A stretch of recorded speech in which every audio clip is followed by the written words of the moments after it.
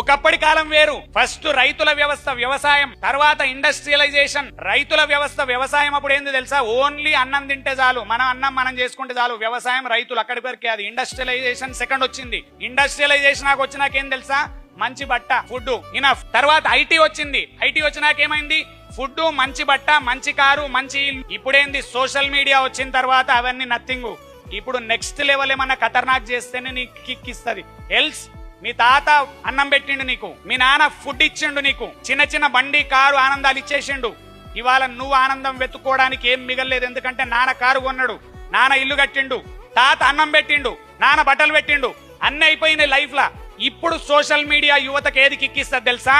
Other than అన్నము, food, బట్ట, car, ఇల్లు ఏదన్నా వడగొడితేనే కిక్ వస్తుంది. ఎల్స్ నువ్వు నార్మల్ మనిషిగా చచ్చిపోతావు జీవితం. ఇదే ప్రాబ్లం అందరికి. ఎందుకు తెలుసా? కిక్ వెతుక్కుంటున్నారు. కానీ కిక్కు డ్రగ్స్లలో కాదు వెతుక్కునేది. కిక్కు చెడ్డ విషయాలలో కాదు ఎత్తుక్కునేది, మంచి విషయాలలో కిక్ ఎత్తుక్కోండి. ఫ్యామిలీని చాలా మంది ఏమంటారు, మా వంశంలో నేను గ్రేట్, ఒప్పుకుంటా. కానీ ఇష్యూ ఏంది తెలుసా? హాస్పిటల్ కి ఎవడన్నా హాస్పిటల్లో పడంగానే ఫ్యామిలీ వాళ్ళు అందరు పోతారు. ప్రతి ఒక్కడు యాపిల్ పండ్సే పట్టుకపోతాడు. ఒక్కడు కూడా పైసలు ఇయ్యాడు అక్కడ దమ్ము లేని వాళ్ళని. ఓ 10,000 వాళ్ళకి ఇచ్చే దమ్ము వాడు కదా వంశంలో హీరో. చనిపోయినప్పుడు చూసి పాపం అంటాం అందరము. కానీ అక్కడ పోయి చనిపోయినప్పుడు పాపం అనేటోడు ప్రతి ఒక్కడు. ఏమన్నా ఖర్చులకు పైసలు లేవారా, నేను ఇస్తాను 10,000 ఆ రోజు హెల్ప్ చేసినోడు ఎంత ఖతర్నాక్ వంశంలో.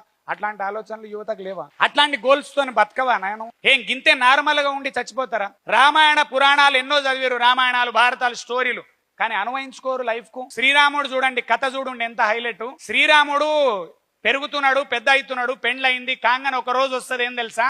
రేపు పట్టాభిషేకం అంతా రెడీ చేయండి అంటాడు దశరథుడు. రేపు పట్టాభిషేకం ఇక రాముని పట్టాభిషేకం అవుతుంది, అంతా రెడీ చేస్తుంటారు. టోటల్ అందరు ప్రజలు ఆనందపడతారు. ఎందుకంటే రాముడు రాజు అయితే సూపర్ అవుతుంది, రాజ్యం అంతా ఇంకా ఖతర్నాక్ అవుతుంది అని చెప్పి ఆనందపడుతున్న ప్రజలు మొత్తం ఇట్లా పండగ వాతావరణం నెలకొంటది.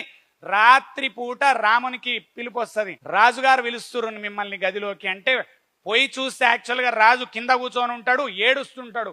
పక్కన కైకేయి ఉంటది. ఏమైందమ్మా ఏడుస్తుండంటే, ఏం లేదు నాన్న, నా కొడుకు నేను ఒక చిన్న వరం అడిగిన మీ నాన్నను, అందుకు ఏడుస్తుండు. చిన్న వరంకి ఎందుకు ఏడుస్తాడమ్మా నాన్న అంటే, ఏం లేదు భరతుడికి పట్టాభిషేకం కావనంటే నువ్వు వనవాసానికి పోవాలి అని అంటే రాముడు ఏమంటాడు ఆన్సర్ తెలుసా? అక్కడ ఇంత చిన్నదానికి అమ్మ నాన్న బాధపడు, నాన్న మాట ఇచ్చినాడంటే నేను వనవాసానికి వెళ్ళిపోతా అని.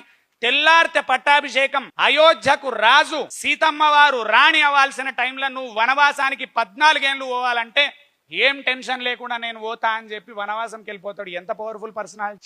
చిన్న ప్రాబ్లంకి ఏడుస్తారు మీరు. నువ్వేం వనవాసాలకు పోయినావా? నీ ముఖానికి అనడన్నా అడవులలో పోయినావా? పులి చూస్తే వనికి పారిపోతావు, బొమ్మ చూస్తే పారిపోతావు. పులి బొమ్మను, పులి అవసరం లేదు నీకు, పులి బొమ్మ చాలు నీకు.